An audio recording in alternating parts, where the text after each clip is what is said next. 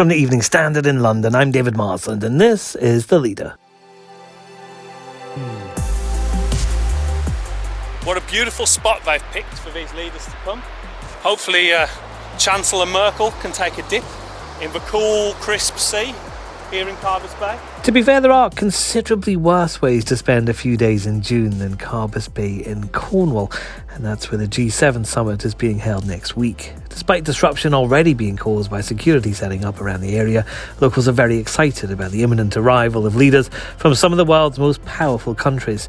YouTuber Wendell Explores has been offering them his advice, including how to get to the beach. Oh, it's slippy. Oh my God. How slippy is this? Joe Biden, if you're watching, don't come down this staircase. You won't make it, mate. Even if you've had your coronavirus jab, it will not protect you from the slippy Carbis Bay rocks.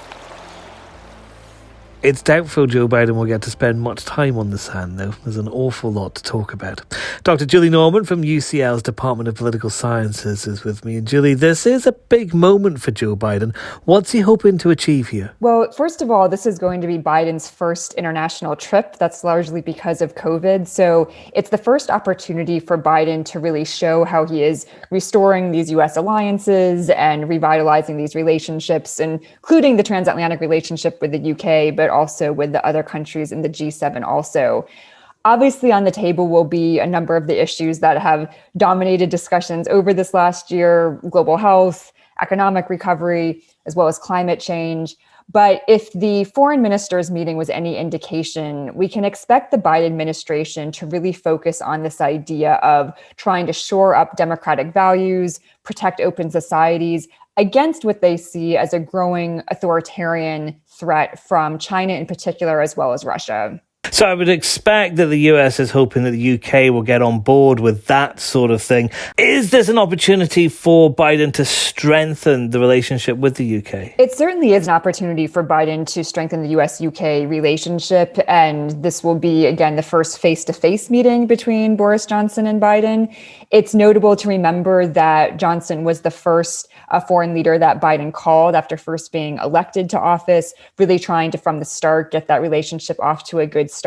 But the face-to-face meetings are important. And of course, China is going to be very much on the table for both countries and increasingly for the UK. China is a state that, even while states are worried about China, are competing with China, they also know they need to cooperate and work with China on many issues as well. So trying to find that middle path that's going to work for both the US and the UK is going to be something that's very much in discussion. They want their foreign policies to be somewhat aligned, but they do have somewhat slightly different interests on this. Yeah, and it was interesting actually a few months ago when Biden did make Boris Johnson the first call he made, because there had been speculation that there might be a difficult relationship because of comments that Boris Johnson made about Barack Obama in the past.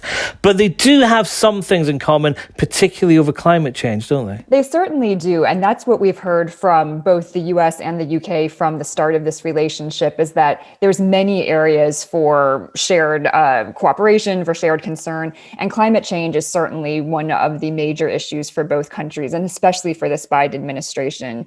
We know that it's going to be one of the main topics in Cornwall in June, but also again when the UK hosts the climate summit again in September. So there will be several opportunities for the UK to really take the lead on this, and for the US also to really pivot and change from the Trump administration in terms of their engagement on this issue. What I think is really interesting is that Joe Biden has made some space in his diary for a face-to-face meeting with Russia's Vladimir Putin. Now, there have been some interesting relationships between the US and Russia. What's going to be happening inside that particular meeting? I'd love to be in that one. Yes, so after the G7 meeting, Biden will continue his international tour. He'll have a meeting with NATO allies as well. But then he will meet Putin, expected in Geneva on June 16th. And this will be, again, the first face-to-face meeting between these two leaders. They have spoken on the phone several times in the past already. And again, this is a relationship that has been very tense, to say the least. And the Biden administration is really looking at this opportunity as a chance to at least stabilize the relationship. They're not expecting much movement on some of the key issues, but they do see this face-to-face meeting as important for at least kind of toning down some of the tensions that have shaped the dynamic so far. So we can expect some conversations around arms control, where there has been cooperation, climate change, again, where they both have mutual interests, but probably some tough discussions on Russia's military involvement in the Ukraine, on the Russia's cyber hacking activities, especially the 2020 SolarWinds attack in the U.S., and also the attacks on Russian dissidents, especially Alexei Navalny. Yeah, I can expect some of that conversation to be quite tense, I would have thought, between the two. One might think. You might think so anyway. But ever since Joe Biden picked up the keys and moved into the White House, it does appear that America's foreign policy has been actually quite a top priority for him. And he's been resetting how the US positions itself in the world. Is the G7 and these conversations with Russia afterwards, is that another opportunity for Biden to kind of reset America's relationship with the world? Yes, so the G7 and, again, the meetings that will surround it, NATO, the Putin meeting, is really the first major opportunity for Biden personally to come out strong on foreign policy.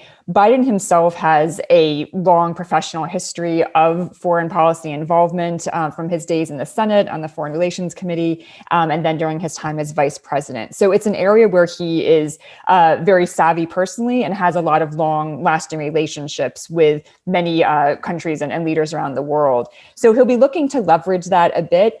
And again, also to just set out what foreign policy Bidenism is going to look like. We obviously expect a return to more multilateral ways of doing things, but at the same time, Biden has projected a sense of a third way sort of foreign policy that also keeps American workers and American middle class very much in mind in foreign policy decisions. So we'll see if he's able to do that and thread that needle, but that's what he's been saying so far.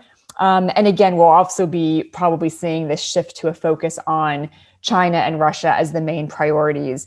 As we've seen, however, though, things in the world can happen that can distract from that plan with the Middle East and other areas that can take twists and turns in unexpected ways. And that's the leader. Join us again tomorrow at 4. Hit your follow button to make sure you don't miss out.